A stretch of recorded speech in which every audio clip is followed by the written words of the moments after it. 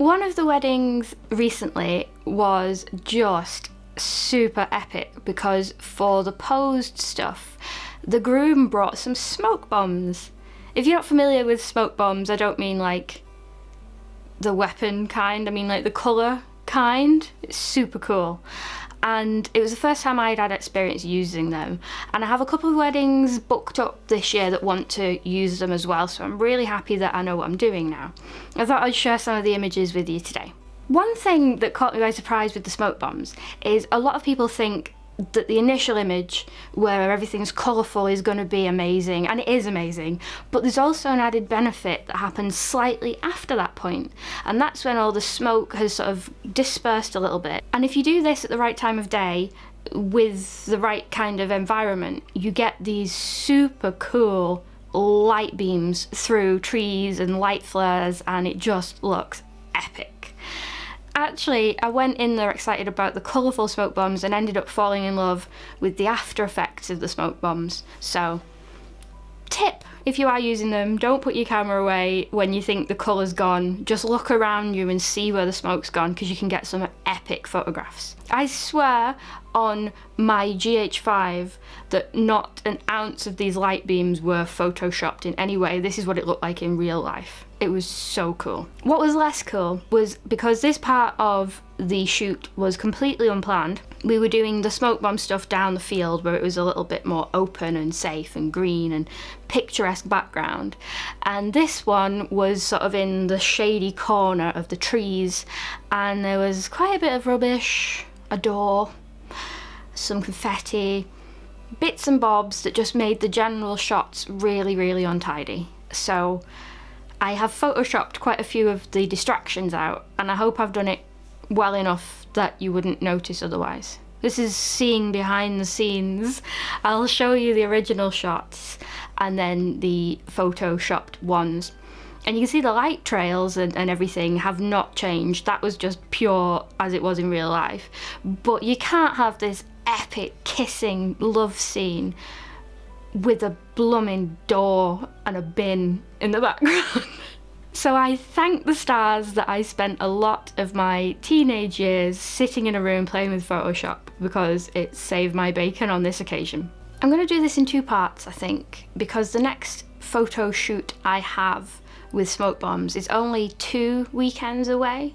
So I will pass you over to future Emily, and she can tell you how that job went, and we can compare the results from both jobs, because future Emily will have a little bit more experience now, obviously. So no pressure, future Emily, but I have high hopes.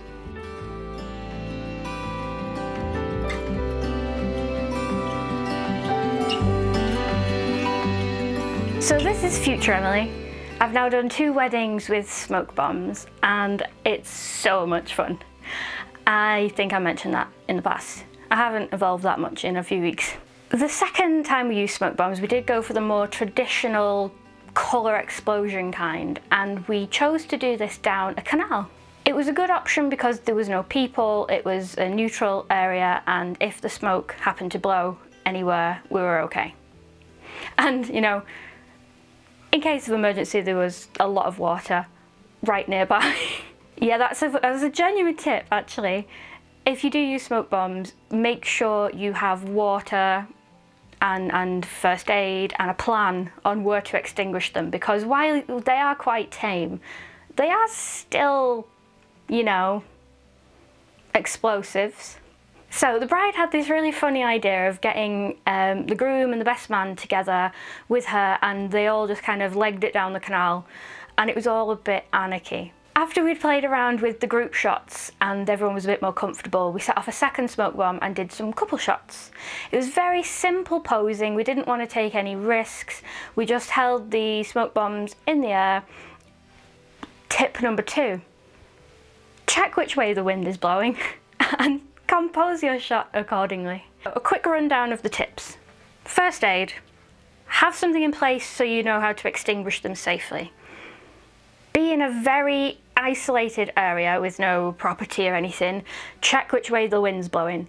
If you think you're in an empty field but there's a housing estate behind you, if the wind is blowing in the right direction, it's a completely different outcome for your shoot. So check which way the wind's blowing. And if it's very windy, I'd probably call it off altogether, because you won't have very much time with the smoke bombs and it'd be too unpredictable. Take off my health and safety hat and get back to the fun stuff. We had the couple hold the smoke bombs at a nice distance away, knowing that the wind was blowing backwards, and they took turns doing that. They had a smooch, we had a little bit of fun where they were cheering and everything. Another good tip is to do a dry run, or do this after you've done some posed shots initially, because you do only have a small amount of time to get it right, and if they are nervous in front of the camera or a little bit timid, you will lose your window of opportunity. So they knew the drill. They knew what was coming, they knew how to be in front of the camera, so that when we ignited the smoke bombs, everything was okay. So these are my shots. I love how they've turned out. You can get some really good results straight from the camera, but you'll get even better results with a little bit of photoshoppery, because the colours are just ripe for enhancing and making things pop. Add a bit of clarity, add a bit of vibrance, even add some sort of layers in Photoshop to make the colours just go mad, and you can come up with some incredibly creative results. So there we go, both sides of smoke bombs. If you have the grey, heavy in the air kind of smoke bombs, you can get really nice light trails. If you have coloured smoke bombs, you can get really bonkers, anarchy kind of effects. Please be very, very health and safety conscious whenever you use them. I shall no doubt be doing this again in the future, and I really like the results that you can achieve. If you've used smoke bombs in the past, do leave some tips below, because I've only done this twice now, so I'm learning myself. And if you have any questions, maybe myself or more experienced photographers can get involved below as well. Thank you so much for watching. P.S. Testing out a new radio mic. I have a videography wedding on Friday, and I'm just sort of getting to grips with the wireless mic setup, and so far I have to say I love it. I may do a video on my updated videography equipment soon. Bye!